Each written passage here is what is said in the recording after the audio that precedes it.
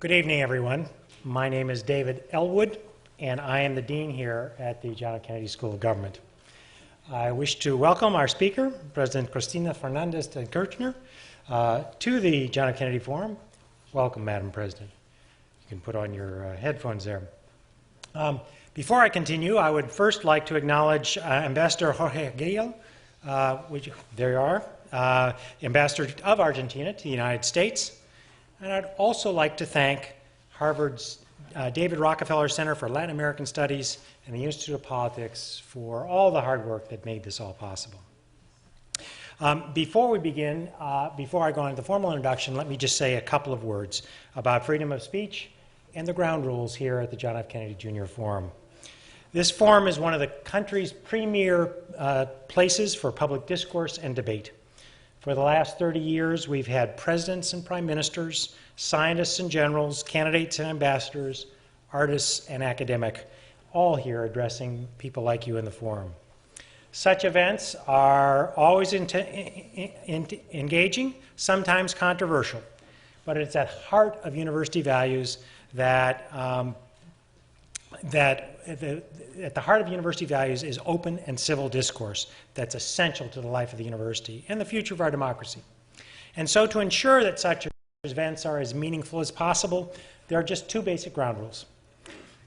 Everyone who speaks in our forum agrees to one simple principle, and that is at the conclusion of that talk, they will take unfiltered questions from the audience. In exchange, our audience must agree to listen to the speaker and not disrupt the presentation. A disruption is both unfair to the speaker and, frankly, unwise in the light of high security. If you disrupt a speech, you will be removed from the... When it comes time for the question and answer session, of course I encourage your participation. You're free to ask speakers probing questions. All I ask is that you do it in a respectful manner. Now let me turn to our speaker for this evening. Argentina is a nation of vast natural resources, a well-educated and sophisticated population with a globally competitive agriculture sector and a diversified industrial base. It has a vibrant culture and a rich history.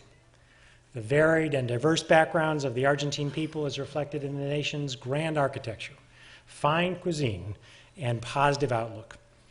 It also has a tradition of strong female leaders.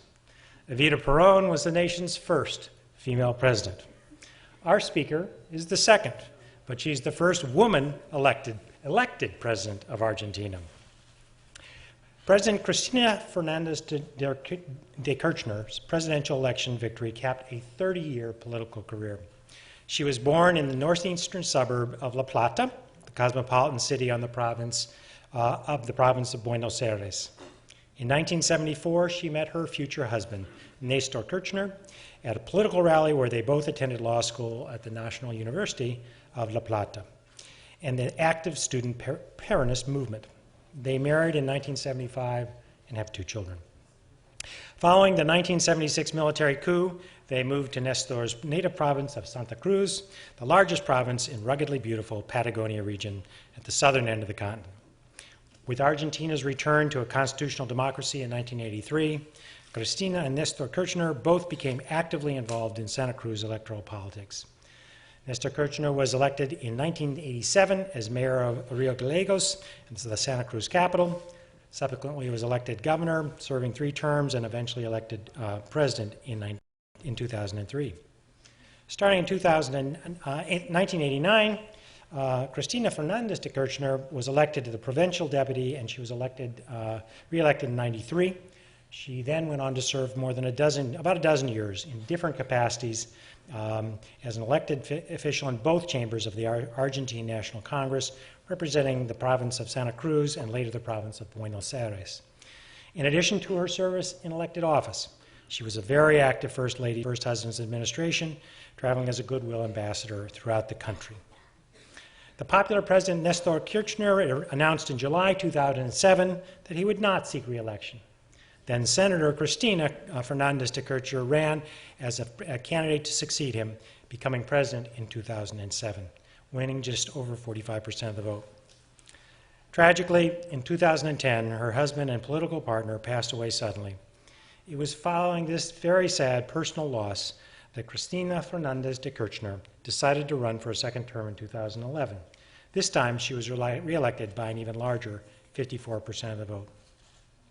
The President has been bold and controversial throughout her presidency.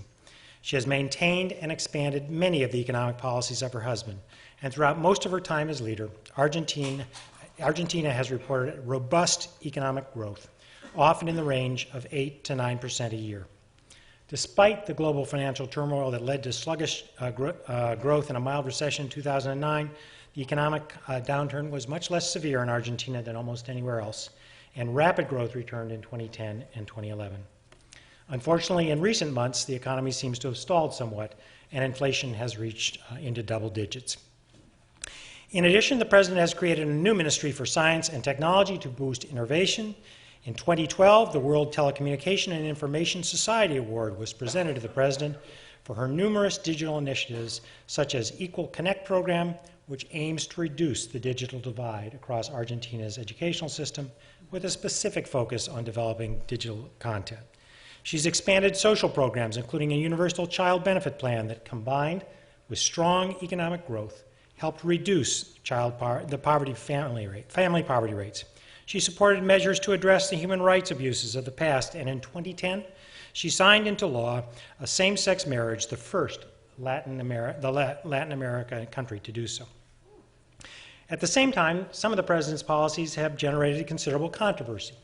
Her battles with the agriculture sector, the use of foreign reserves and mandatory borrowing from pension plans to pay off external debt, and the nationalization of 51% of the YPF oil company has been popular in some circles and harshly criticized in others.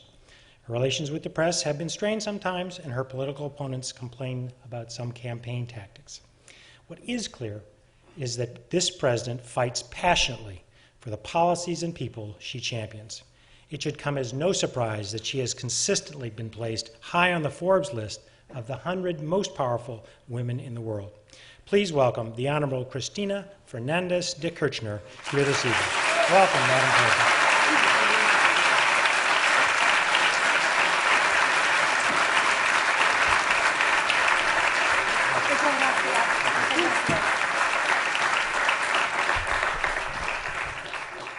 Bueno, muy buenas noches a todos y a todas.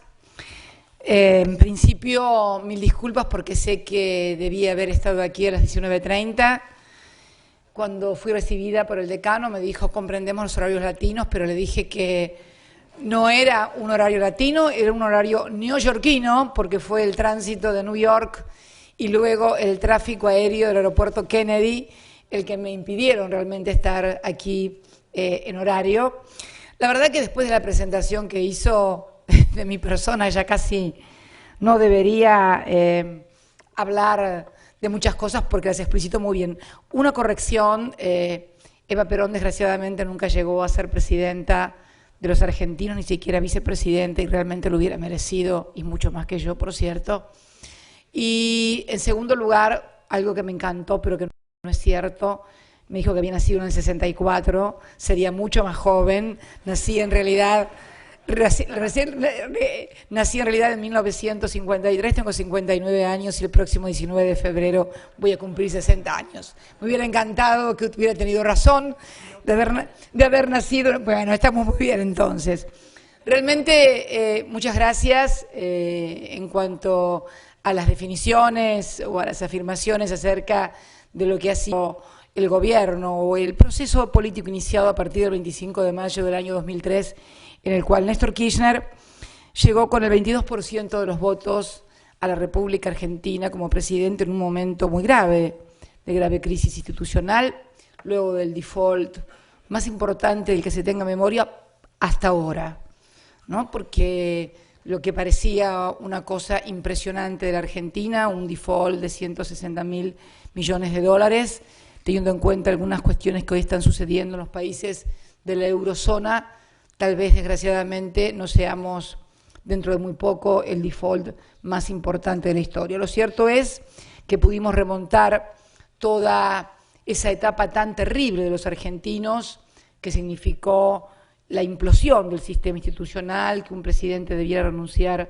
antes de tiempo, con represión en la Plaza de Mayo y en otras ciudades del interior del país, con más de 30 muertos, que se sumaron a las innumerables tragedias que vivió la República Argentina. Usted mencionó muy al pasar el tema de derechos humanos, ha sido una de las políticas fundamentales de nuestro gobierno, luego de una dictadura como la que vivió el país a partir del 24 de marzo de 1976. Políticas que, por cierto, han generado, y obviamente al afectar a sectores que creían que podían haber estado libres y, por lo tanto, impunes de los crímenes cometidos durante la dictadura, con miles de desaparecidos, niños incluidos, obviamente, más que polémica, genera resistencias.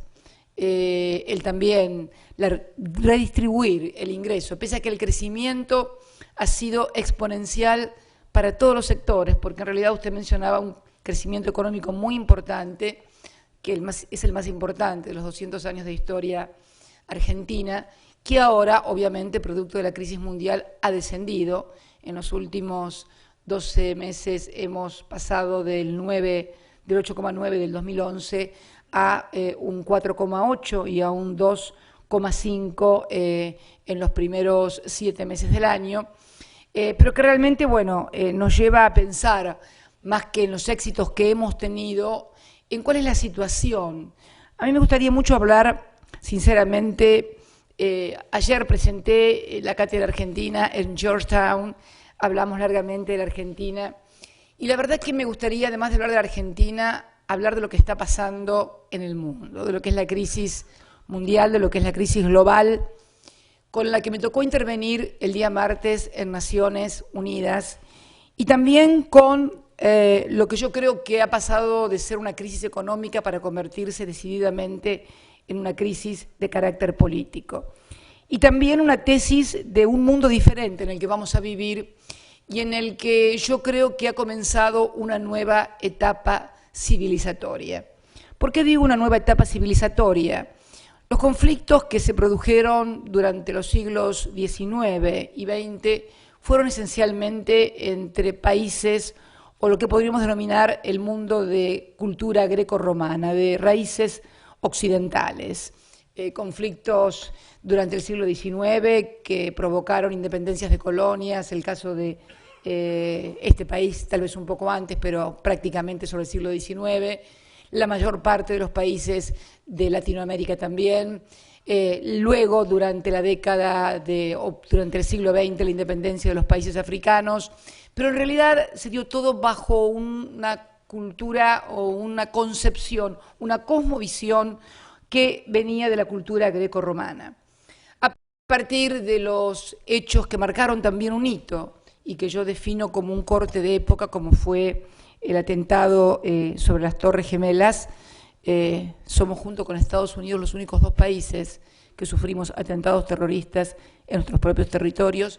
Creo que se marca también una nueva etapa en la cual ya no resolveremos los conflictos únicamente desde una misma visión o desde una misma cosmovisión, sino que vamos a tener que enfrentar una gran apertura por parte de nuestras mentes, de nuestras culturas, para poder afrontar con éxito los desafíos y la resolución de conflictos tal vez más graves de los que vivimos durante el siglo XIX y durante el siglo XX. Quiero referirme en primer término a la crisis. ¿Por qué digo que ha devenido en crisis política? Si uno recuerda el 2008, y yo lo recuerdo muy bien porque estábamos también aquí en Nueva York con la caída de Lehman Brothers, la primera percepción que todos tuvimos acerca de la crisis fue que esta había sobrevenido porque los pobres no habían podido pagar sus hipotecas, se habían hecho hipotecas sobre hipotecas, la subprime parecía ser la razón de la explosión, Fannie Mae, etcétera, etcétera. Al poco tiempo advertimos que el problema no era que los pobres habían dejado de pagar las hipotecas, sino que los bancos de inversión que administraban los recursos de los sectores más ricos de la sociedad habían construido una serie de derivados económicos que finalmente fueron desplomando varias instituciones bancarias, sin olvidar, por supuesto, algunos casos excepcionales como Madoff, típico ejemplo de lo que constituyó y de lo que constituye todavía el eje de la crisis y que creo que es precisamente el de haber pasado de una economía de producción, donde el dinero se reproducía a través de la producción de bienes o servicios a creer que el dinero podía reproducirse únicamente a través del dinero mismo, contraviniendo las más elementales normas del capitalismo, además, basados esencialmente en la articulación entre capital y trabajo y la generación de riqueza. Cuando comenzamos a remontar la crisis del 2008, en el 2009 Argentina creció apenas a un 0,9, casi nada prácticamente. Tuvimos un repunte de la economía mundial. Argentina volvió a crecer muy bien en el 2010 a 9,2% y el año pasado un 8,9%, hasta que finalmente apareció el otro segundo problema, el de la eurozona, que es la aparición, nada más ni nada menos, no ya de las familias endeudadas, no ya de las economías nacionales paralizadas, sino del endeudamiento de los países, relación PBI-deuda, algo que nosotros conocemos muy bien. Cuando Argentina cae en la relación entre Producto Bruto y deuda era del 160% de deuda sobre su PBI. Esto ha ocasionado en la eurozona, en España, en Portugal, en Grecia, en fin, y no sabemos en qué países más, una verdadera crisis de deuda soberana, sumado también al hecho no solamente de la imposibilidad de los estados nacionales de seguir inyectando dinero a sus economías, sino que también el fuerte endeudamiento de las familias constituye también un fuerte freno a la economía. Deviene entonces lo que yo denomino ya no crisis económica, ustedes saben que Argentina es también miembro del G20, sino deviene en una crisis política, porque en definitiva, luego de ya más de 4 años sin encontrar la luz del túnel, cuando una situación económica no encuentra una respuesta, deja de ser un problema económico para convertirse en un problema político, por una razón muy sencilla. Los problemas económicos siempre fueron resueltos y encarados desde teorías, desde ideas y desde fundamentalmente concepciones políticas que orientaron y encauzaron conflictividades, porque en definitiva la economía es conflicto también de intereses, y le dieron un sesgo que podrá denominarse positivo o negativo para algunos, pero le dieron un cauce a la situación. Hoy estamos viendo una verdadera contradicción entre países desarrollados y países emergentes, contradicción bastante injusta, por cierto, y aquí quiero hacerme cargo como país emergente un poco de la representación de los países emergentes, porque hemos sido precisamente los países emergentes los que hemos sostenido la actividad económica mundial, el crecimiento de la economía mundial durante la última década. Las economías de los países desarrollados crecieron muy poco y fueron precisamente los países emergentes los que sostuvimos el crecimiento. A partir de esta crisis, nosotros, los países emergentes, y creo en esto interpretar a varios de mis colegas, sentimos que ante la imposibilidad de articular nuevas ideas, de articular nuevas salidas, los países desarrollados tienden a trasladar sus crisis a los países emergentes, sin advertir que precisamente somos los países emergentes los que podemos volver a reimpulsar la economía por una razón muy sencilla, porque tenemos un muy bajo nivel de endeudamiento en relación con nuestro PBI, porque todavía tenemos millones de compatriotas que incluir y por lo tanto que pueden consumir y activar la rueda del consumo, porque además el nivel de endeudamiento de las familias de los países emergentes es notoriamente más reducido que el de los países desarrollados. Por lo tanto, concebir como medidas proteccionistas las medidas de defensa que se hacen desde los países emergentes constituye, a nuestro criterio, un grave error. Creemos entonces que lo importante sería replantearse que los instrumentos con los cuales hoy contamos, que son fundamentalmente los instrumentos o los organismos multilaterales, que normalmente son en los cuales los países delegamos representaciones, sea Naciones Unidas para la conflictividad política, sea el Fondo Monetario Internacional para la Administración de las Finanzas del Mundo, sea Organización Mundial del Comercio para todo lo que hace a conflictividad comercial, evidentemente no están dando resultados. No desde ahora, sino desde hace mucho tiempo. Ayer alguien recordaba en Georgetown el tema de la década perdida, y recordaba los bonos Brady en la década 80.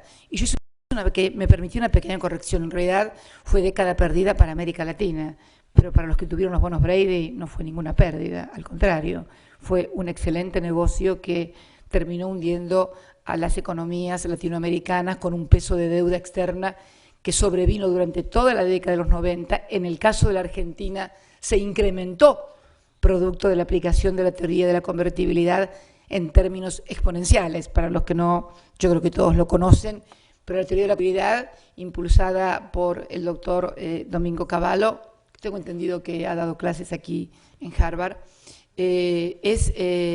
consistía básicamente en concebir que un peso era igual a un dólar. Yo no soy economista, ni he estudiado en Harvard, ni voy a dar clases en Harvard, pero me doy cuenta rápidamente cuando miro a Estados Unidos y miro a mi país y comprendo que una moneda representa el tamaño, la unidad monetaria de un país representa el tamaño de la economía de un país, que obviamente un peso jamás podía valer un dólar, que algo estaba fallando. Pero para sostener esta ficción durante 10 años se produjo la descapitalización de la Argentina a través de la política de privatizaciones, impulsada fundamentalmente por lo que se denominó el Consenso de Washington, que no fue solamente en la Argentina, sino en toda la región, pero en la Argentina realmente se tuvo al mejor alumno, a punto tal que el Fondo Monetario Internacional lo invitaba a sus asambleas para que explicara el milagro argentino. El milagro argentino no era tal, el milagro argentino era deshacerse de los activos, un fuerte endeudamiento para sostener la deuda en un mundo que pagaba una tasa del 2% aproximadamente por dólares. La Argentina llegó a pagar un 15%, un 16%, y así, bueno, sobrevino el endeudamiento que finalmente implosiona durante el gobierno de la Alianza en el 2001. Y luego viene medidas que algunas son consideradas polémicas, pero realmente si uno las mira desde la perspectiva y desde la más lógica y cruda doctrina capitalista, verá que son absolutamente lógicas. Todavía seguimos siendo muy criticados por los fondos buitres aquí en Argentina, aquí en Estados Unidos, que activan fuertemente con un gran lobby sobre el Parlamento norteamericano. Argentina reestructuró su deuda en un 94%. En la primera etapa lo hizo durante la gestión del presidente Kirchner, año 2005, y en la segunda etapa lo hizo durante mi gobierno. ¿Cuál fue la base de la teoría? Bueno, cuando uno en un régimen capitalista va a un banco y coloca sus fondos y en ese banco le dan un 20% de intereses y en el resto de los bancos pagan el 2%, uno debe saber que es muy probable que ese banco pueda en algún momento no devolverle los fondos, porque si todo el mundo paga el 2% y en algún lugar te pagan el 20%, está claro que hay una teoría del riesgo que uno asume frente a una rentabilidad que es excesiva y que no se condice con la rentabilidad que dan otras instituciones. Algo muy parecido, casi exacto, pasó con la República Argentina. ¿Cuál fue entonces la postura de la Argentina? Que el riesgo debía ser asumido por las dos partes. Por la parte de las autoridades argentinas, que deberían hacerse cargo, obviamente, de la deuda. Algunos decían que no había que pagar absolutamente nada, nosotros decíamos que esto era absurdo. Y también por parte de quienes fueron tomadores de esa o colocadores de esos dineros y que yo creo que además en su gran mayoría luego a través de la maniobra del megacanje y de blindaje pudieron sacarlos de la Argentina 3 meses apenas antes de que se desplomara la Argentina.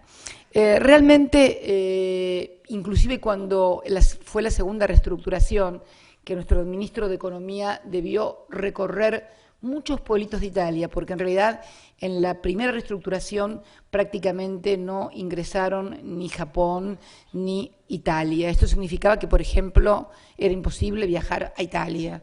En la segunda reestructuración encaramos, creo que con mucha eficiencia por parte del Ministerio de Economía, la renegociación y se tuvo que recorrer ciudad por ciudad en Italia. ¿Por qué? Porque los bancos italianos habían colocado los bonos de la deuda que sabían que iban a ser defaulteados en los jubilados, con lo cual había una gran dispersión, una gran fragmentación de la deuda, a punto tal que estuvieron durante varios meses recorriendo Italia finalmente pudo reestructurarse, quedó muy poquita gente afuera, y después de muchos años pudo regresar en visita oficial a la República de Italia un presidente argentino, en este caso una presidenta. No es un tema menor Italia para los argentinos, como tampoco lo es España.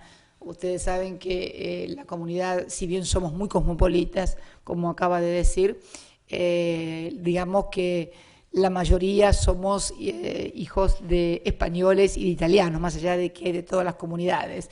De hecho, quien les habla es nieta de 3 abuelos españoles. La historia de la reestructuración de la deuda, la historia del crecimiento y el desarrollo de la economía en el crecimiento más grande de los últimos 200 años, la generación de más de 5 millones y medio de puestos de trabajo.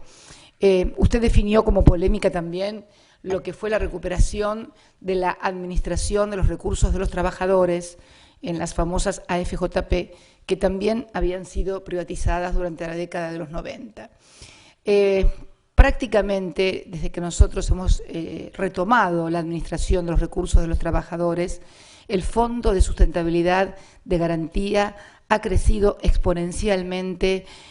Recibimos aproximadamente 98.000 millones de pesos y hoy estamos arriba de los 200.000 millones de pesos del año 2009 a la fecha en que nos hicimos cargo de esa administración. Durante los años que fueron casi 10, 12 años que estuvieron a cargo de la parte privada, la administración de los recursos de los trabajadores, prácticamente hubo muy poco crecimiento, y lo que sí hubo un gran crecimiento en el cobro de las comisiones que cobraban las administradoras de pensión por administrar los recursos de los trabajadores, con un agravante.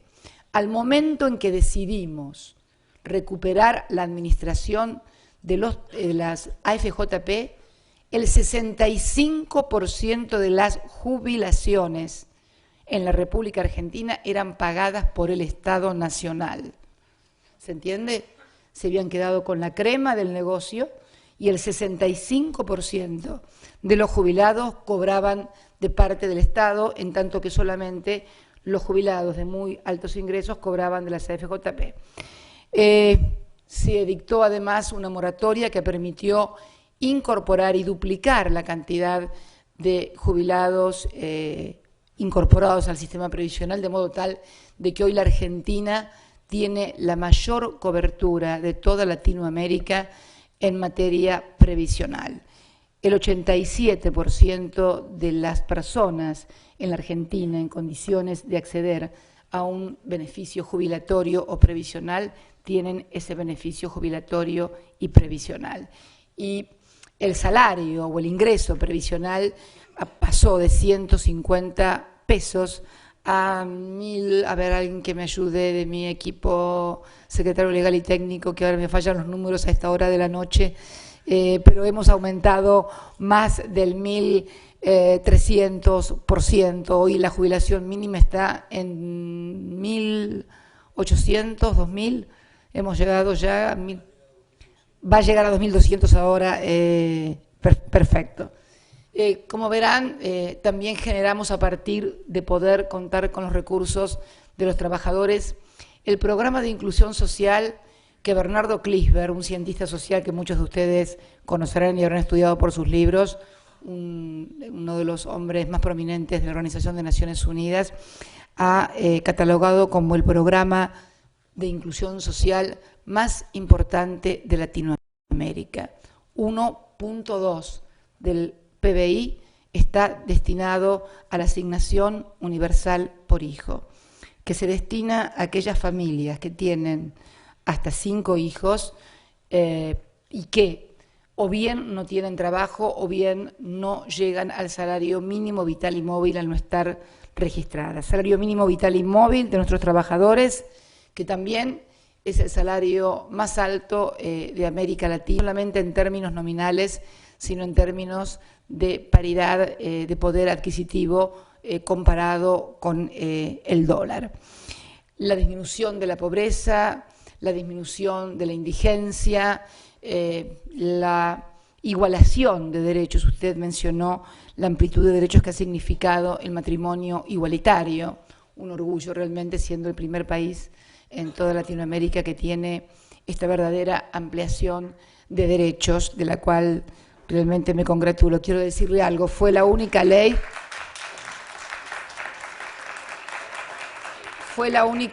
que Kirchner votó como legislador. Él no era muy afecto a la legislatura, él era un hombre ejecutivo, pero cuando se trató en el Parlamento, él tuvo una gran actuación en el logro de ese matrimonio igualitario y trabajó denodadamente para que los que no tenían los mismos derechos que teníamos las mayorías también lo tuvieran.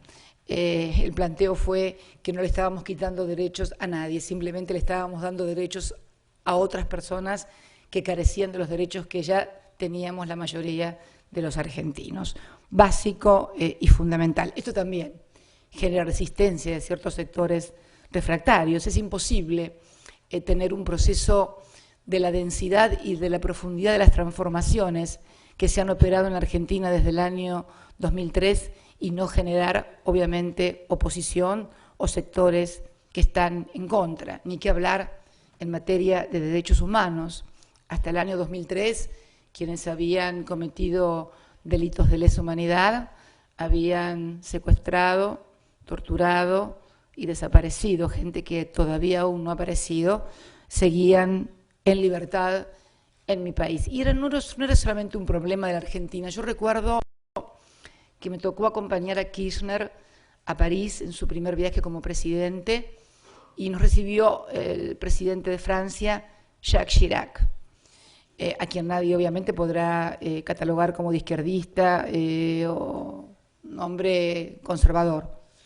Y me acuerdo que ni bien nos sentamos en su despacho del Eliseo, nos miró y lo primero que reclamó, mirándolo a Kirchner, dijo: la sociedad francesa no puede entender, no puede comprender que alguien que haya asesinado, se refería al caso del capitán Astiz, ustedes saben que tuvo una gran repercusión en Francia con motivo de la desaparición de 2 monjas francesas. Me tocó también estar en el Senado y recibir el mismo reclamo en el Senado francés. No puede entender la sociedad francesa que personas que hayan cometido estos delitos tan aberrantes estén no solamente en libertad y caminando en la calle, sino que además lo hagan en virtud de leyes dictadas por el Parlamento. Porque la impunidad siempre puede quedar una persona que comete un delito y la justicia no lo alcance. Pero cuando la justicia no lo alcanza, no porque el juez no lo descubrió, porque la policía no lo encontró, sino porque uno de los 3 poderes del Estado determina que no tiene ninguna culpa y que puede permanecer en libertad, realmente genera una sensación de vivir en un sistema predemocrático. Yo siempre digo que cuando desde un poder del Estado se establece una norma que permite delinquir libremente, estamos en una sociedad predemocrática y no en una sociedad democrática. Esto también, obviamente, genera resistencia por parte de sectores que, bueno, que apoyaron en su momento la dictadura militar o que tienen una visión acerca del rol que desempeñaron las dictaduras en América Latina diferente al que tenemos nosotros.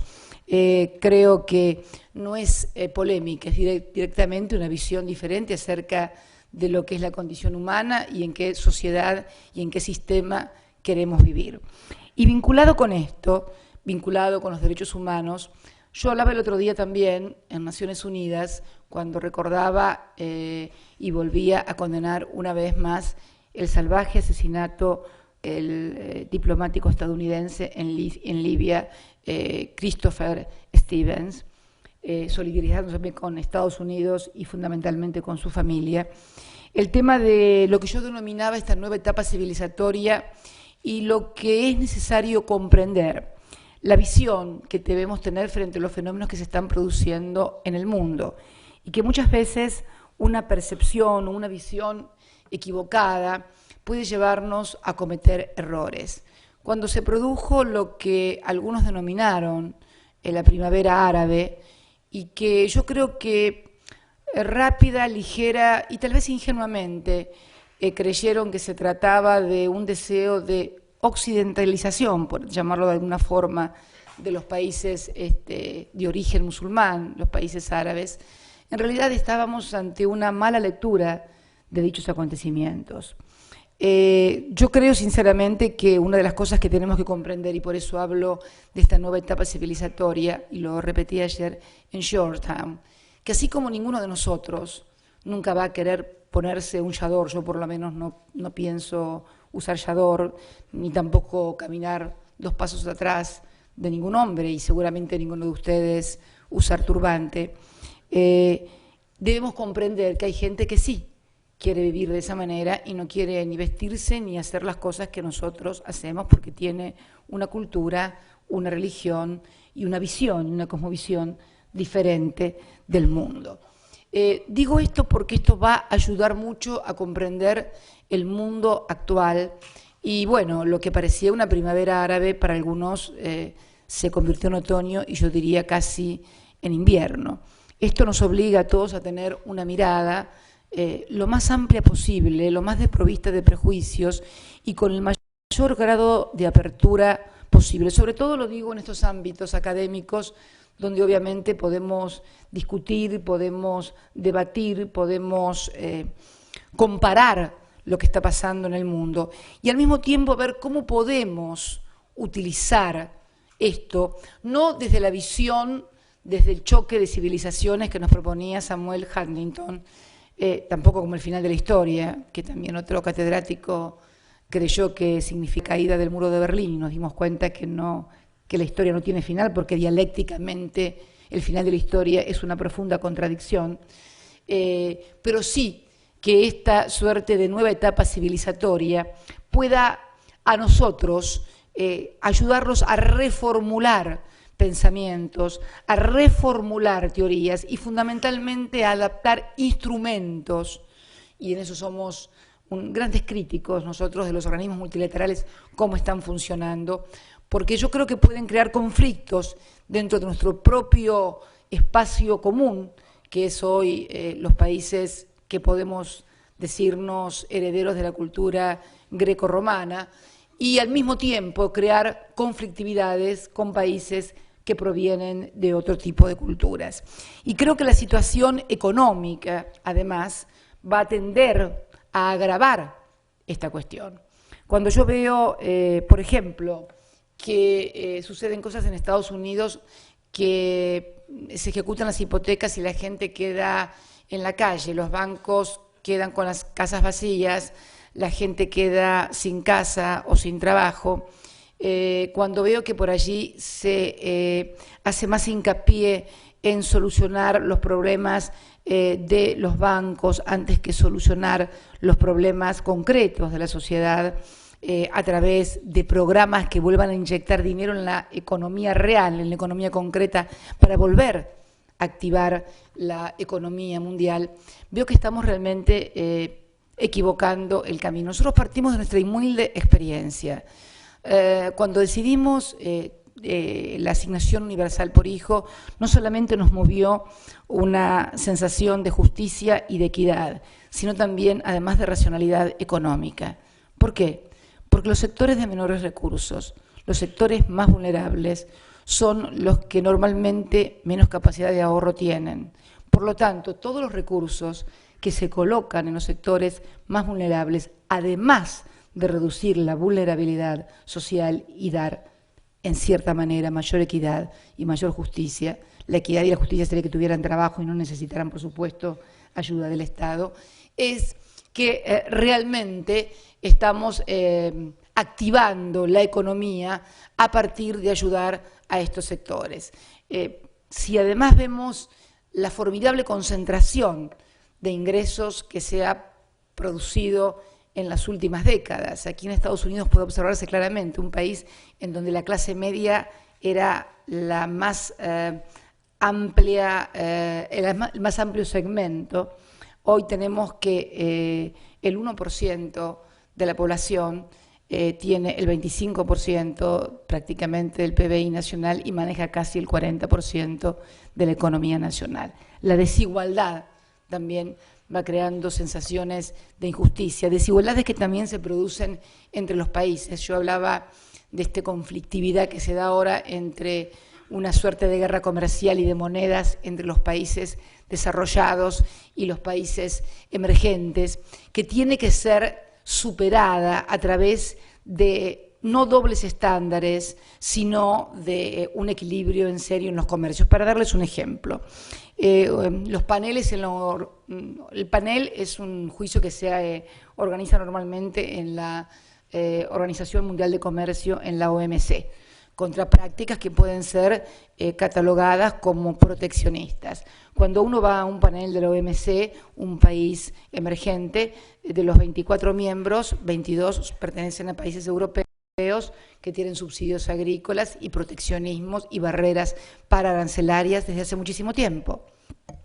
Nuestro caso, la República Argentina, que ha sido acusada de prácticas proteccionistas. Nosotros hace décadas que no podemos ingresar carne argentina aquí a Estados Unidos, y lo es por razones fitosanitarias. Yo creo que no hace falta, usted mismo hablaba de la calidad de nuestros productos, así que me releva de la necesidad de explicar que en realidad estamos ante barreras proteccionistas, ante barreras pararancelarias que se dan en los países desarrollados también en relación a los países emergentes.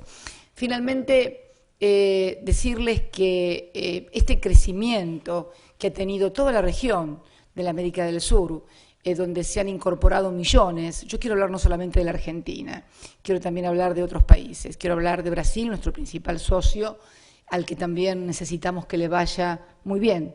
Parte de que le vaya bien a la Argentina depende de que le vaya bien a Brasil. Brasil tiene un importante superávit con Argentina, como Estados Unidos tiene un importante superávit con Argentina y con Brasil.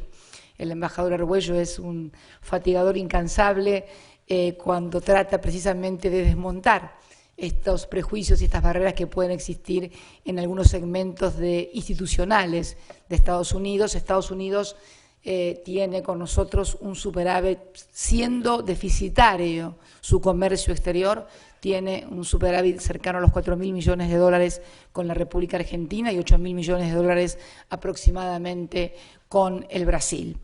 Pese a que su cuenta corriente es deficitaria, su balanza comercial también es deficitaria, pero bueno, es moneda de reserva, emite dólares, por lo cuanto su déficit puede ser ilimitado. El problema es que está creando con una desvalorización del dólar también una revalorización de las monedas, y hoy, en este mundo sin precios, a partir de que se ha perdido la noción de competitividad, porque en definitiva hay una gran guerra de precios, de monedas, etcétera, necesitamos imperiosamente restablecer instrumentos globales que no son los que hoy están.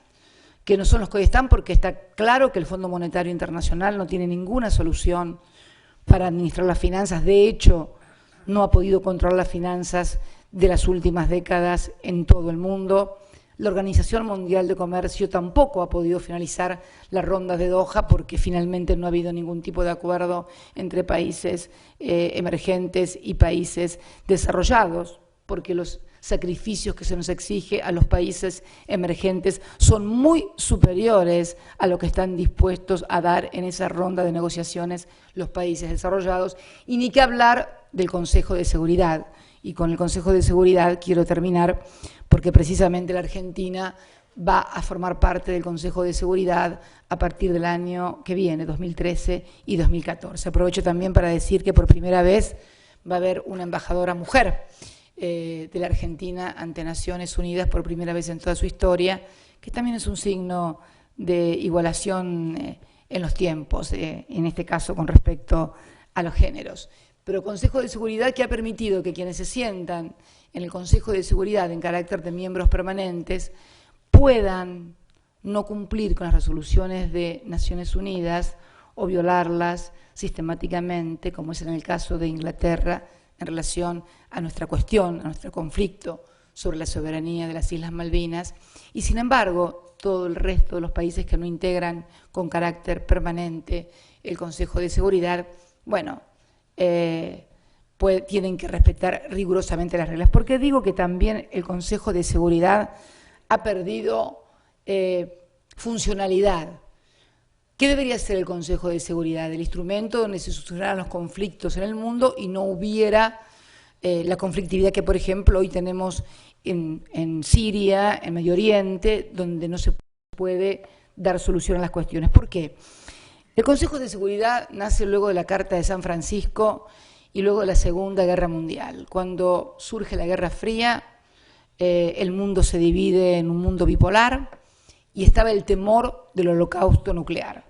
Entonces, todos los que podían provocar el holocausto nuclear estaban sentados en ese Consejo de Seguridad, que eran en definitiva los vencedores de la Segunda Guerra Mundial, y de esta manera neutralizar a partir del temor del uno con el otro cualquier amenaza sobre el mundo.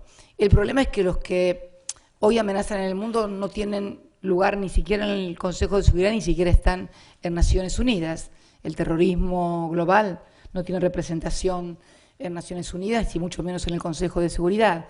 Es más, quienes eran antiguos enemigos en el Consejo de Seguridad hoy se llevan muy bien, con lo cual el Consejo de Seguridad, concebido luego de la Carta de San Francisco como un instrumento de equilibrio para la seguridad y la paz mundial, ha perdido su funcionalidad por una razón muy sencilla, porque estamos ante un nuevo escenario y porque aquella fotografía de la Segunda Guerra Mundial y de un mundo dividido en dos ha terminado, ha concluido y hay un mundo diferente. Y seguimos y queremos y pretendemos dar soluciones a un mundo diferente, con problemas diferentes, con realidades diferentes, con actores diferentes, con actores nuevos, resolver los problemas con los mismos instrumentos.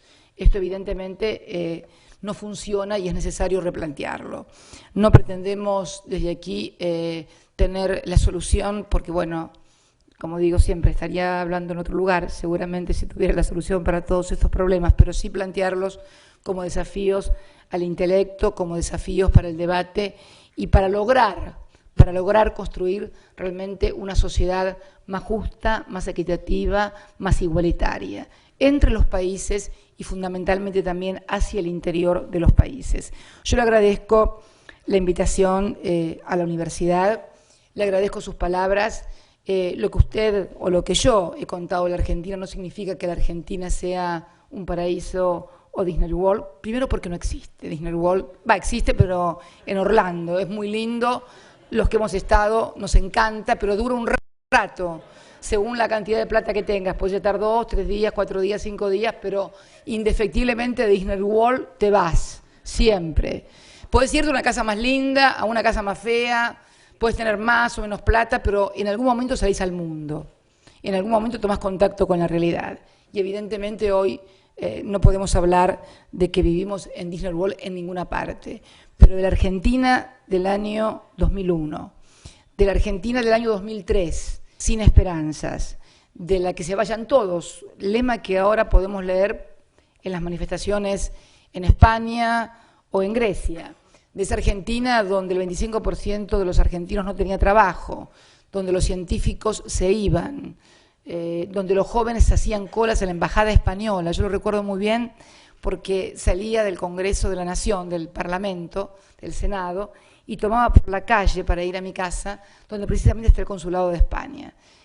Colas y coleros había inclusive, porque los argentinos con esta natural creatividad que teníamos, cobrábamos para hacer la cola, unos 50 pesos creo que se cobraban por hacer la cola, entonces alguien estaba toda la noche, había carpitas, hacía la cola y luego a la mañana cuando abrió el consulado daban los números. Esta era la Argentina de los que se iban, de los científicos. Me agrada mucho que haya mencionado la creación del Ministerio de Ciencia y Tecnología, lo tenemos como uno de los logros más importantes. Estamos destinando a la educación 6.47 del PBI nunca y 1% del PBI a las universidades en este último presupuesto que hemos presentado en el año 2013. Hemos lanzado un programa como el de Conectar Igualdad, que es suministrarle a cada uno de nuestros alumnos secundarios de las escuelas públicas y gratuitas que tenemos, así como las universidades. Yo soy una egresada de Universidad Nacional Pública y Gratuita, uno de los pocos países del mundo donde las universidades son gratis y donde además se permite el ingreso, vienen a estudiar de todas partes de Latinoamérica también a nuestro país. Faltan muchísimas cosas, tenemos todavía un 32% de trabajo en negro, tenemos gente que no está registrada, tenemos 7,2, 7,3% de desocupación, habíamos llegado a un 6,9, pero subimos un poquito a partir, bueno, una cuestión estacional, pero también una cuestión de la crisis mundial. Tenemos hoy una cantidad de reservas. Y hablando de las reservas, usted mencionaba como medida polémica también que habíamos pagado con las reservas. No fue una medida polémica, fue una medida que polemizaron algunos que querían que nos endeudáramos. Fíjense qué gracia que teníamos. Nosotros teníamos y tenemos más de 40.000 millones de dólares de reservas que hemos juntado porque cuando Kirchner llegó al gobierno había 9.000, 10.000 millones de reservas solamente en el Banco Central, no había más. ¿Qué decidimos? Utilizar las reservas para pagar. Nos pagaban anualmente intereses al 0,8% por tenerlos depositados en Basilea. Y si queríamos ir al mercado de capitales para poder pagar la deuda, nos cobraban un 12, un 13%. Eso no es tomar la medida de pagar con reservas, más que una medida polémica, es una medida de sensatez y racionalidad económica. No se entiende que tenga 40.000 millones de dólares al 8% y salga a buscar 2.000 millones de dólares al 14%. Dicho sea de paso, la deuda del Corralito, que fue una de las causantes de aquellos días tan trágicos del 19 y 20 de diciembre, fueron pagados enteramente por este gobierno a partir del pago del Bodén 12. El último pago lo efectivizamos hace muy poco tiempo, 2.300 millones de dólares, y seguimos pagando la deuda de otros gobiernos, porque este gobierno no ha endeudado a la Argentina. Al contrario, se ha producido un proceso de desendeudamiento inédito. Desde aquellos 5.000 o 6.000 millones de dólares con que comenzó la deuda en el proceso militar el 24 de marzo de 1976 y culminó en el año 2001 con el 160% del PBI, hoy la deuda del sector público con el sector privado es del 13% del PBI y la deuda en moneda extranjera es de un 8%. El resto de la deuda es deuda intrasector público, es decir, por títulos que tienen la ANSES u otros organismos del Estado Nacional. Un proceso de desendeudamiento inédito realmente y que termina con la severa restricción que significó para la economía el peso de la deuda externa. Yo creo que nadie que haya vivido en los años 90, 80 o 70, fundamentalmente 90 y 80, no haya escuchado la palabra afuera el Fondo Monetario, manifestaciones contra el Fondo Monetario cada vez que venía una delegación, porque simbolizaban la dependencia y fundamentalmente la imposibilidad de desarrollar políticas autónomas, políticas públicas autónomas que revirtieran el beneficio de la población. Reitero, no estamos en el mejor de los mundos, pero estamos en un mundo en el que hemos mejorado sustancialmente nuestra situación.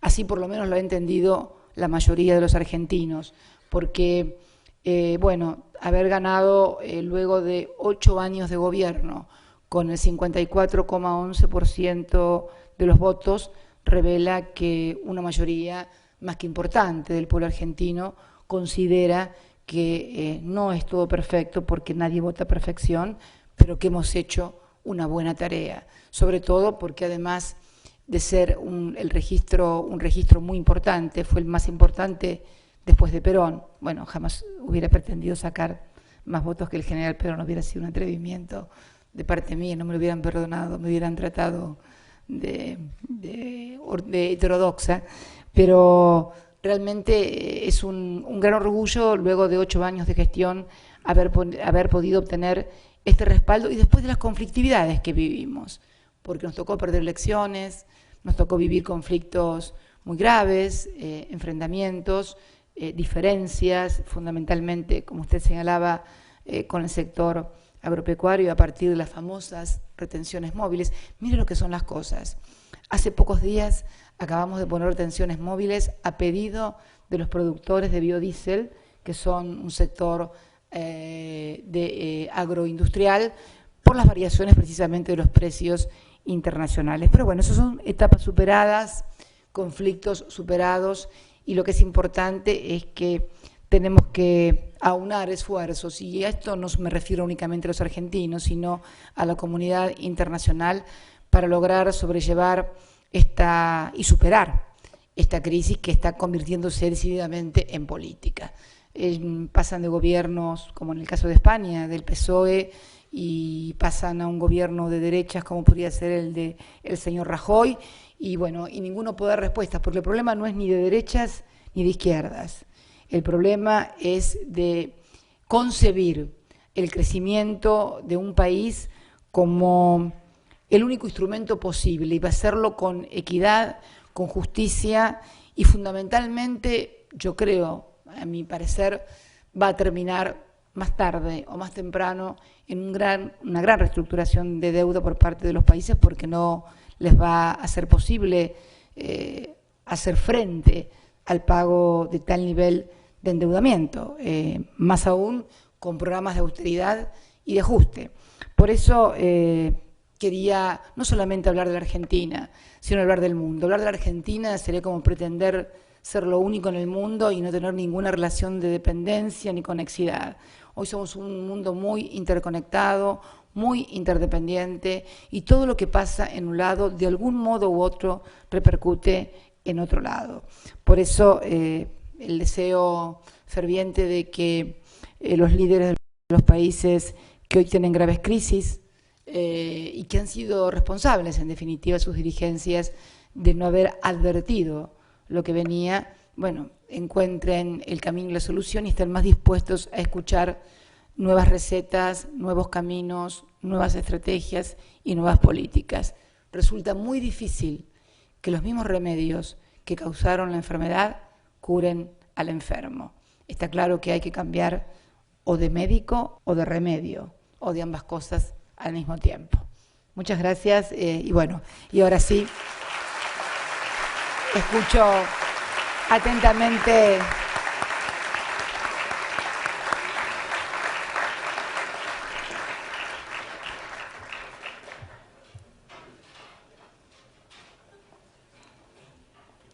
Thank you very much, Madam President. We now have time for questions. I would like to just remind those of you that have been here before and those of you for the first time what a good question at the Kennedy School consists of.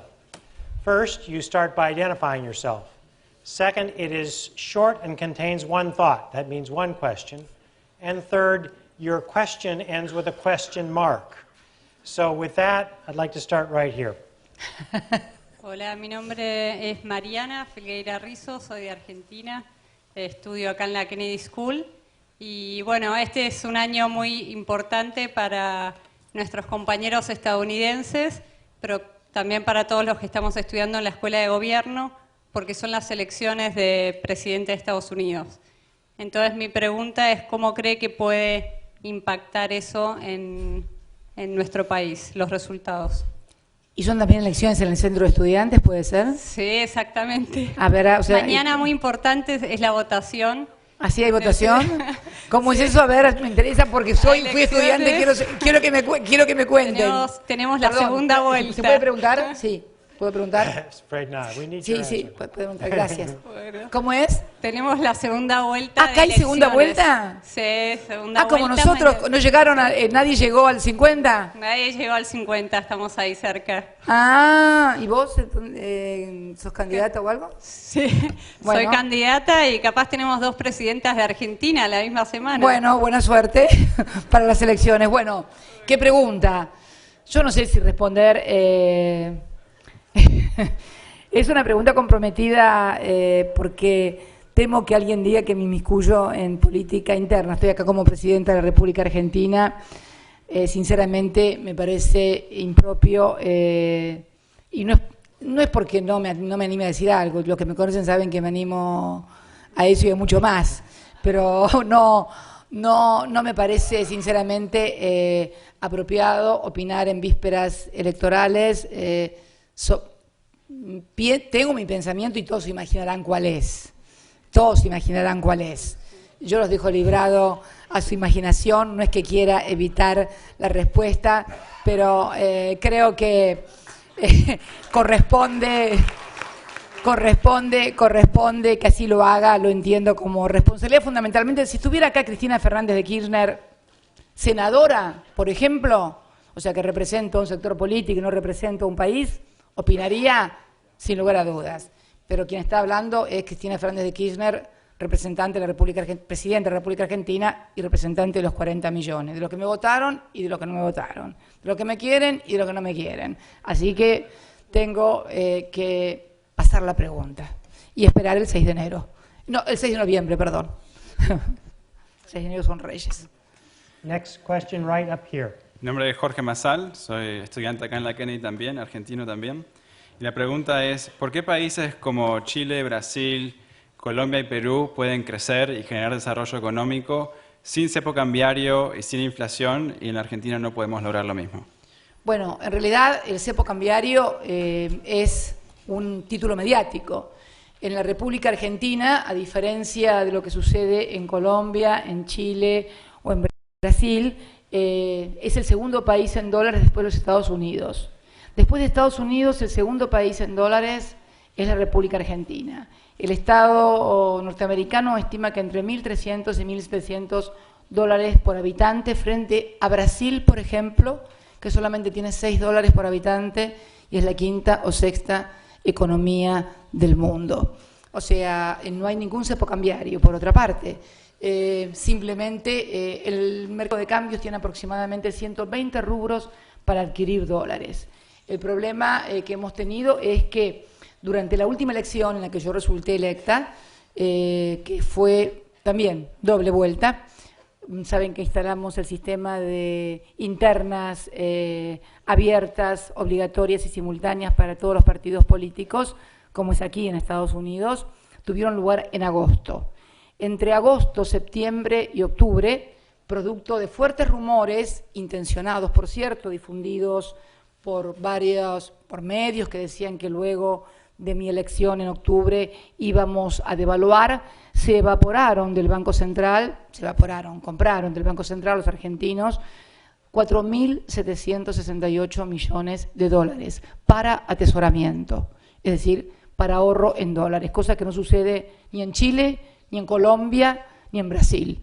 En Brasil los vas y que te querés pagar en dólares y no te los aceptan. En Brasil el precio de las casas es en reales y cuando vas a Brasil tenés que ir con reales para poder gastar. Lo mismo pasa en Chile y lo mismo pasa en Colombia. Si no se hubieran ido esos 4.768 millones de dólares que se fueron entre agosto, septiembre y octubre, simplemente con 900 millones de dólares más hubiéramos podido pagar los 2.300 millones de Boden 12 que pagamos y los 3.500 millones del cupón de PBI que vamos a tener que pagar ahora en diciembre a fin de año y que obviamente contamos con las reservas para poder hacerlo. Se llegó a decir inclusive, y ustedes lo deben recordar, que no íbamos a pagar el Boden 12 tampoco en dólares, que lo íbamos a pagar en pesos. También se decía que ni siquiera íbamos a pagar el Boden 12.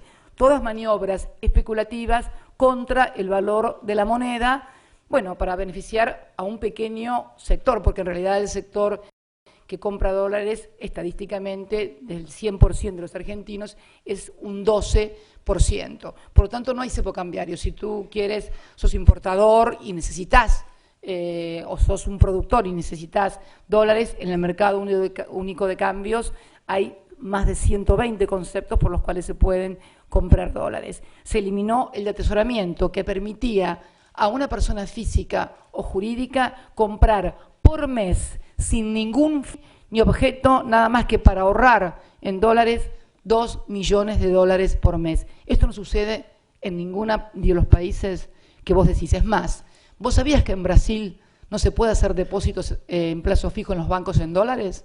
Si vos querés ir a Brasil y querés hacer un depósito en plazo fijo, no se permite. En la Argentina sí está permitido. Me parece que hay un gran desconocimiento y mucho manejo mediático del tema. Yo creo que deberían por lo menos todos los estudiantes, informarse más de todo lo que pasa en estos países. Es más, voy a agregar algo más. Voy a agregar algo que me comentaba el otro día el canciller, que había tenido conversaciones con su par colombiano, porque hace un tiempo a esta parte se han descubierto en la Argentina, o están actuando, algunas bandas que se denominan de los colombianos, ¿no? Ciudadanos colombianos que, bueno, delinquen en la Argentina. La Cancillería colombiana, por supuesto, está preocupada por esto porque le hace muy mala imagen al país y ha ofrecido colaboración, pero nos ha dicho que le llama la atención la gran cantidad de dólares que circulan en la Argentina, cosa que no sucede, por ejemplo, en Colombia, donde es muy estricto y donde cualquier persona que cuente con más de $1.000 y pueda tenerlos en efectivo es mal visto, porque es visto casi como un narcotraficante.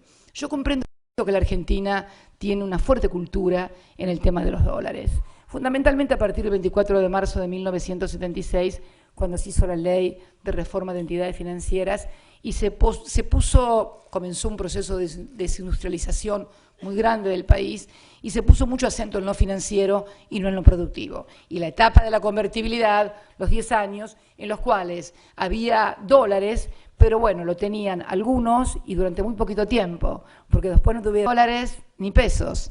Entonces, como yo no quiero volver a repetir viejas historias, quiero ser una presidenta seria y responsable que garantice, por ejemplo, que la Argentina tenga dólares para darle a los importadores para que puedan comprar los insumos básicos que necesitamos para producir, desde medicamentos oncológicos hasta todos los insumos básicos que necesita cualquier país para importar.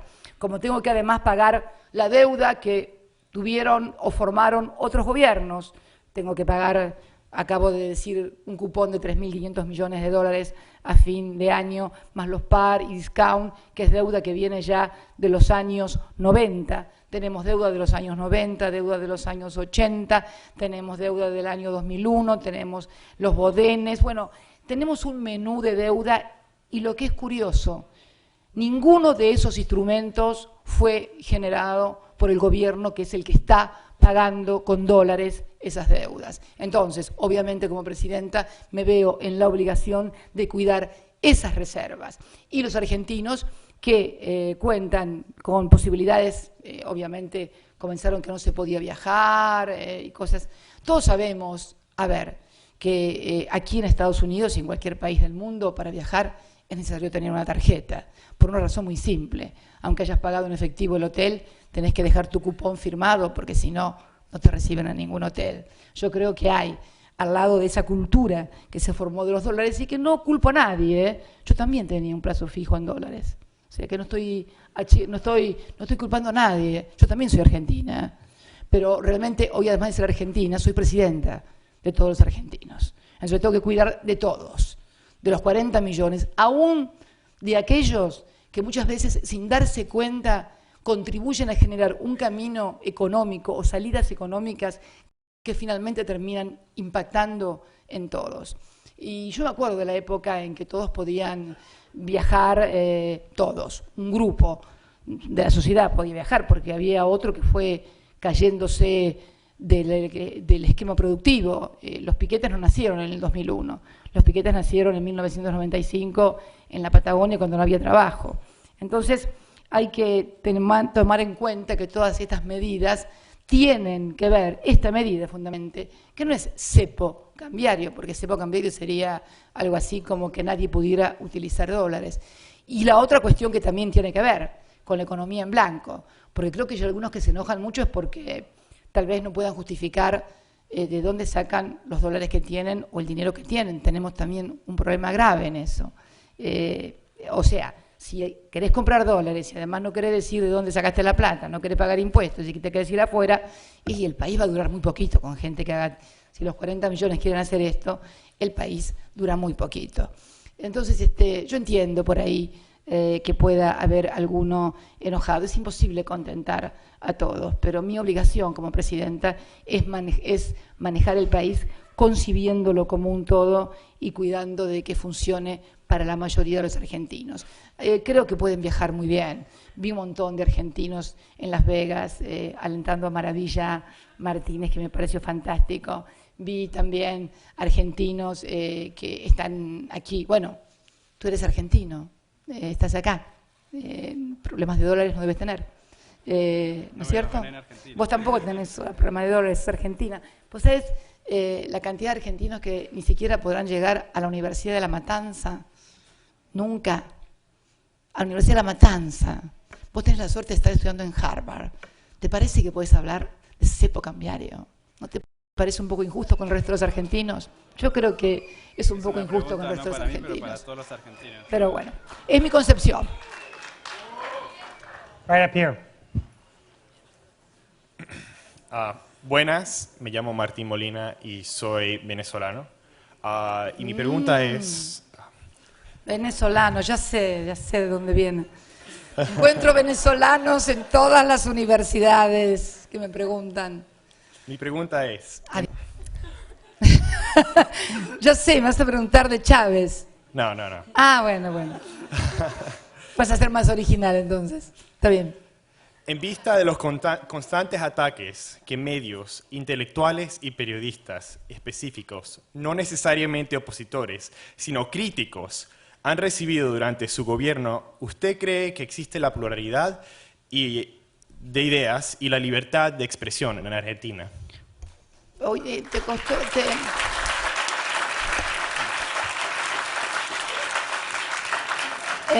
A ver, yo creo que nunca hubo tan como ahora libertad de expresión en la Argentina.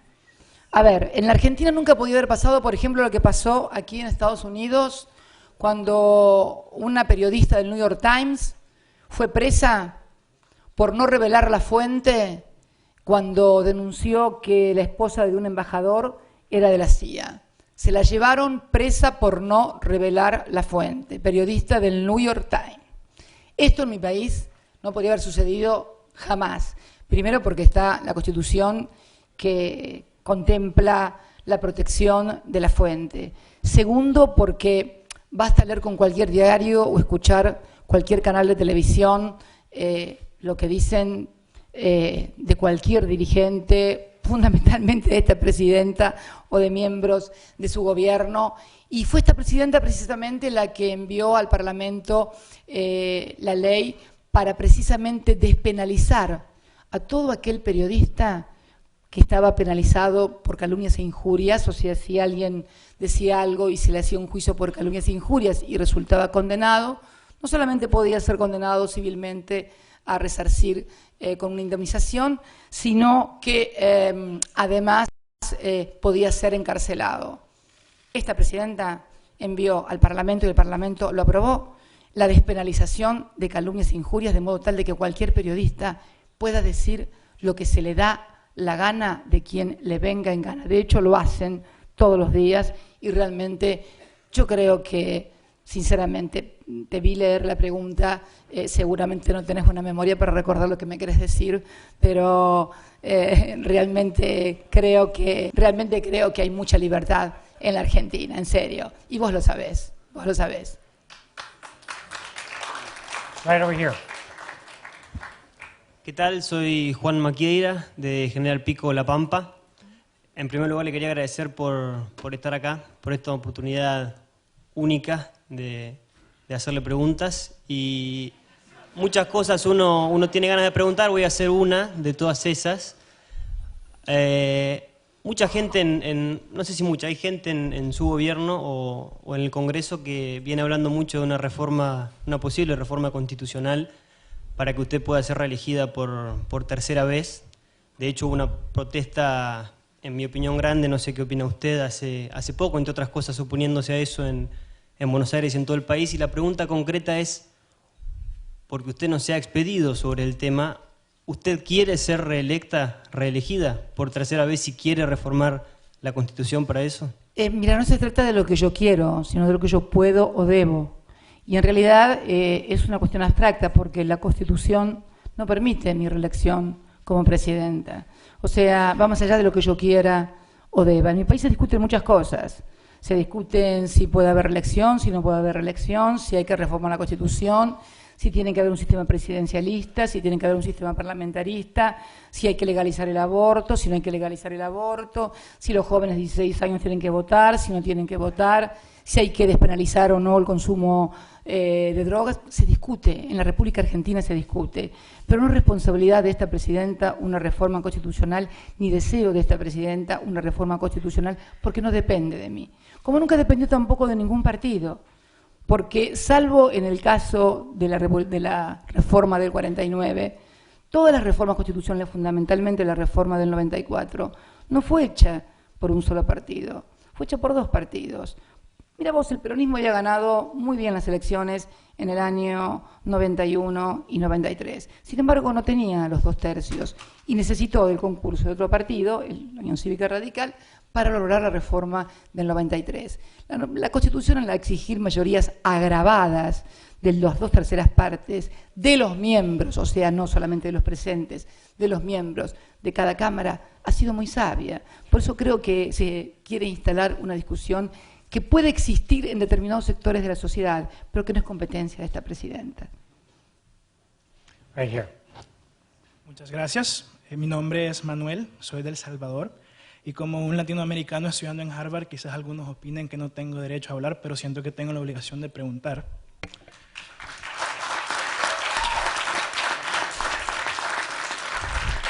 Perdón, yo no tengo nada que ver con eso, porque No, por supuesto. no soy de Harvard, así que no sé qué pasa en Harvard, que si lo dejan hablar los de El Salvador o no, pero no tengo nada que ver. No, porque parece ser que...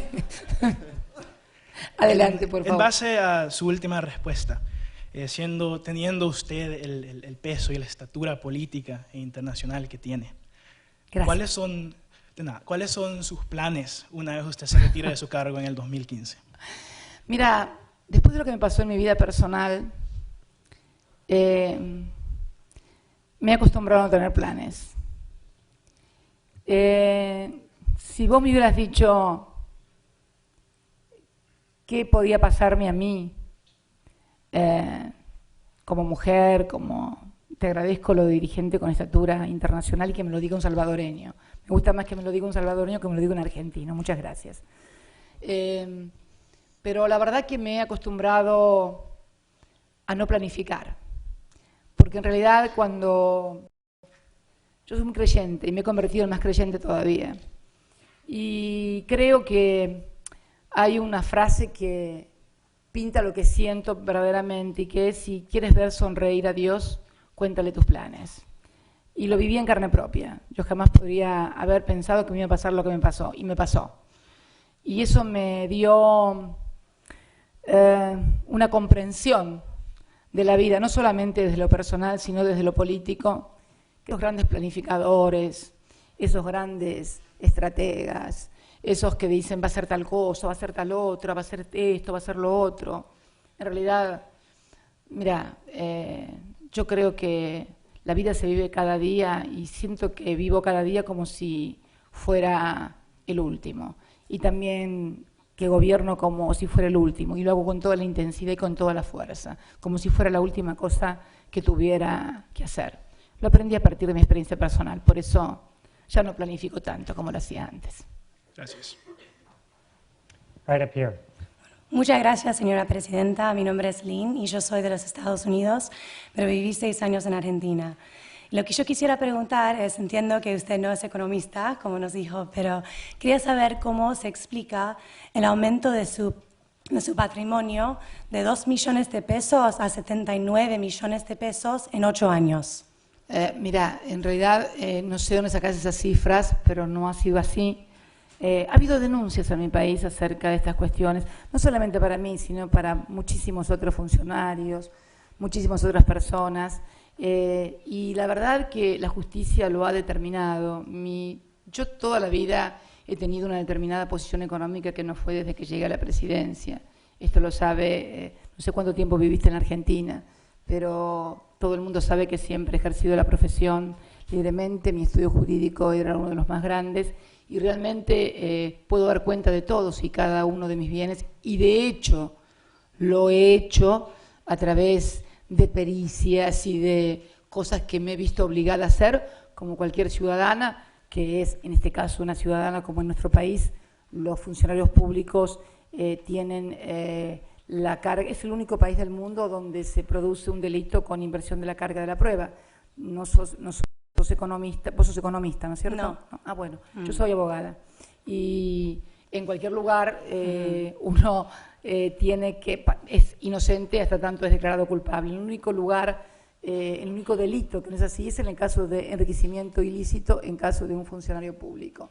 Y hemos recibido denuncias, obviamente, de la oposición y también de denunciadores profesionales, y nos hemos sometido a, como se ha sometido cualquier persona, al veredicto de la justicia, y ve con peritajes por parte de 12, 20, 30 peritos de la Corte que han pasado por todas las instancias de primera, segunda, tercera y Cámara, en fin. Pero los números que manejás, infórmate bien, no son esos. Yo tenía una determinada, teníamos y tengo una determinada posición económica que ha sido producto de, bueno, de que he trabajado toda mi vida y he sido una muy exitosa abogada. Ahora soy una exitosa presidenta también. Gracias. We have time for just 2 more questions. Muy buenas noches, me llamo Juliana Teortúa, soy colombiano, pero mi familia vive ahora en Panamá. Mi pregunta es sobre Paraguay. ¿Usted cómo ve las relaciones bilaterales entre Argentina y Paraguay ahora? Y específicamente en el futuro, ¿cómo ve el futuro de Paraguay en Mercosur? Bueno, en realidad las relaciones con Paraguay, más que bilaterales, son son socios del Mercosur, con lo cual las decisiones que se toman, más allá de las relaciones obviamente que tenemos, compartimos una empresa binacional que es Yacyretá, aparte una obra que, bueno, que terminamos durante nuestra gestión, pero en realidad la cuestión de Paraguaya fue una cuestión que se discutió en el ámbito del Mercosur primero y de la UNASUR después, y se decidió la suspensión de los derechos políticos sin ningún tipo de sanción económica, por lo que se consideró un golpe institucional sobre la figura del presidente Lugo. Con la salvedad que tomamos los presidentes que tomamos esta decisión, que fueron el presidente José Mujica, la presidenta Dilma Rousseff y quien les habla, de que bien se normalice en la próxima elección la situación institucional del Paraguay, va a volver a ser un miembro pleno con todos los derechos políticos. En cuanto a las relaciones bilaterales, yo te puedo asegurar que muchas veces son cuestiones de carácter institucional. Si vos vas a Formosa, si vos vas a Misiones, si vos vas a Corrientes, te vas a dar cuenta que en términos económicos y en términos de vinculación entre Argentina y Paraguay, y lo mismo del lado brasilero, no ha cambiado absolutamente nada. En realidad, lo que se quiso hacer en el Mercosur es dar un ejemplo muy claro de respeto a la cláusula democrática que fue incorporada en Ushuaia y que, bueno, y que necesariamente hace que se respeten y se deba respetar los procesos institucionales. Una parodia de juicio político que se tramita apenas en 24 horas, evidentemente, bueno, creo que yo, que he estado al frente de un juicio político como presidenta de la Comisión de Asuntos Constitucionales, cuando se enjuició a 2 miembros de la Corte anterior, y duró aproximadamente 2 meses, porque hay un debido proceso, hay procedimiento de acusación, de defensa, de presentación de prueba, de ambas partes, de alegatos, de peritajes, etcétera, etcétera. Todos sabemos que un juicio nunca puede llevarse a cabo en 24 horas. Pero contra el pueblo paraguayo no hay ninguna animosidad. Hay diferencias con sus autoridades y por eso establecimos que no iba a haber ningún tipo de sanción económica, porque precisamente la sanción económica nunca la pagan los gobernantes, sino los pueblos. Bueno, gracias. Sí. Hola, yo soy Juan, de Argentina también, y también me siento muy privilegiado de poder ser uno de los pocos argentinos que puedo hacerle preguntas. Ay, y pero ahora voy a contestar yo sobre eso. quería preguntarle, después de ver los poco transparentes índices de inflación, de delincuencia y de pobreza, ¿no le parece que sería un momento de empezar a hacer una autocrítica y empezar a aceptar un poco distintas opiniones? A ver, primero te voy a contestar, porque no se lo contesté a tu anterior compañerito, sobre el tema de que soy uno de los pocos privilegiados que no puedo hablar. Chicos, estamos en Harvard. Estamos en Harvard, por favor. Esas cosas son para la matanza, pero no para Harvard.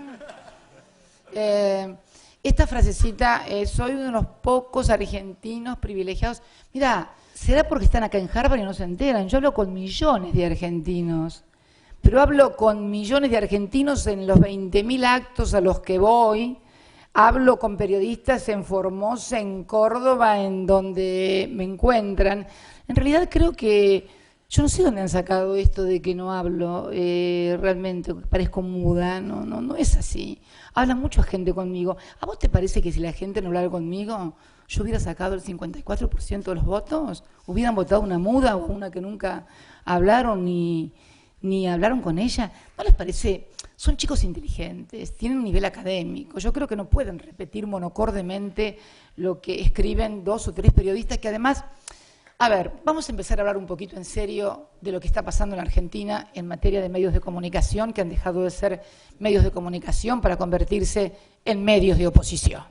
Vamos, si quieren hablar de periodismo, vamos a hablar en serio de periodismo y de medios de comunicación y de regulación en materia de medios de comunicación. Ustedes viven en Estados Unidos, un país donde hay una fuerte regulación en materia mediática. Por ejemplo, en Estados Unidos nadie que sea propietario de un medio escrito, el dueño del New York Times o el dueño del Washington Post, puede ser titular, por ejemplo, de licencias de televisión o de audio.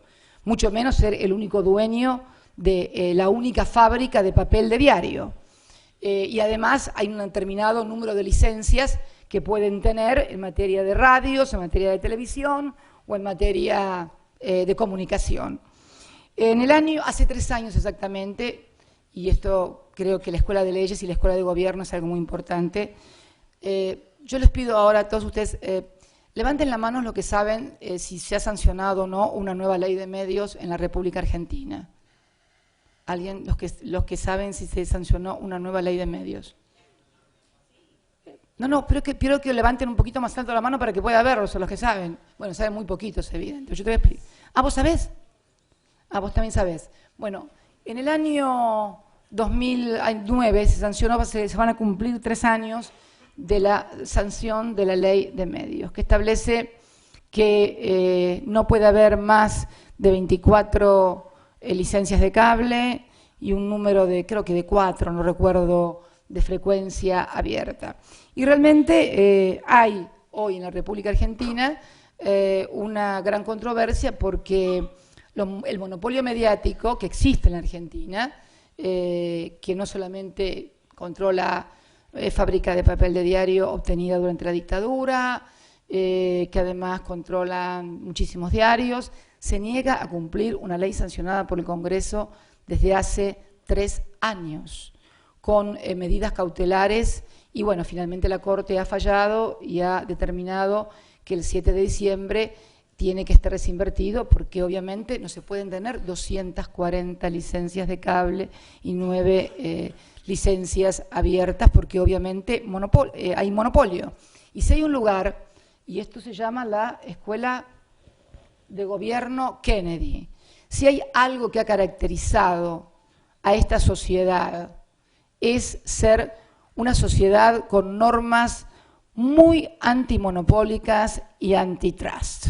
De hecho, Microsoft, una de las empresas más grandes del mundo, ha sido muchas veces multada por desempeño monopólico. Bueno, en la República Argentina estas cosas no pasaban.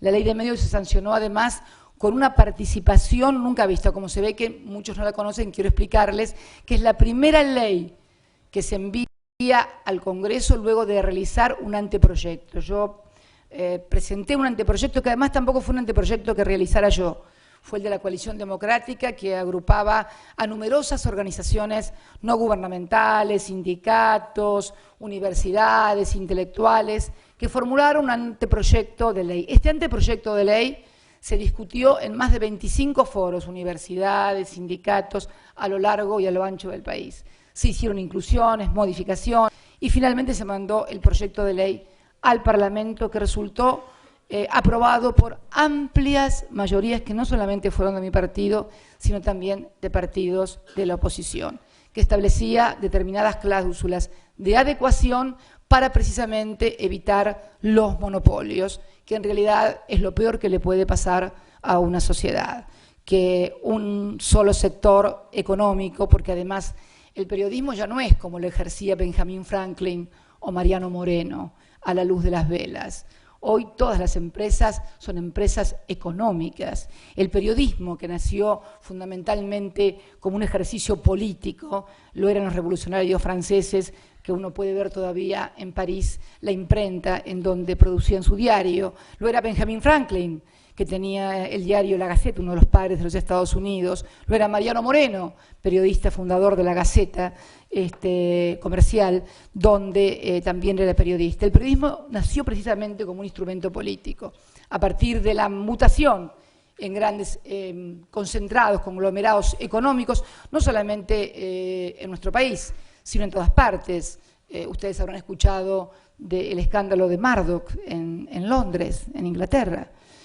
Hay hoy en nuestros días, hablando de libertad y de periodismo, no sé si lo sabrán, pero hay varios periodistas procesados por la justicia argentina, junto a ex agentes de inteligencia, junto a ex jefes de la CIDE, junto a generales de la Nación, que hackeaban, como lo pasaba en Murdoch, en que interceptaban mails y comunicaciones telefónicas y utilizaban esto para presionar o para vender información. Hay unas 7, 9, 8, 10 personas, entre ellas conocidos y connotados periodistas. Es curioso que no haya llegado una información de esta naturaleza a una universidad tan importante como Harvard, pero lo quiero comentar porque esto ha pasado y creo que debemos tener la sensatez. Como mirabas para abajo pensé que te pasaba, habías perdido algo. Quería decirte realmente que el problema que hoy radica es esto, o sea, no hay una libertad absoluta, tal libertad hay que hay un monopolio que no acepta la ley y no reconoce la autoridad, por ejemplo, de aplicación que votó el Congreso y que ha reconocido hasta la propia Corte Suprema de Justicia de la Nación. Por eso quería, para los que no conocían la existencia de esta regulación en la Argentina, que en realidad todavía estamos muy atrasados respecto de lo que es Estados Unidos en materia de libertad de expresión, porque la libertad de expresión la podés ejercer en la medida en que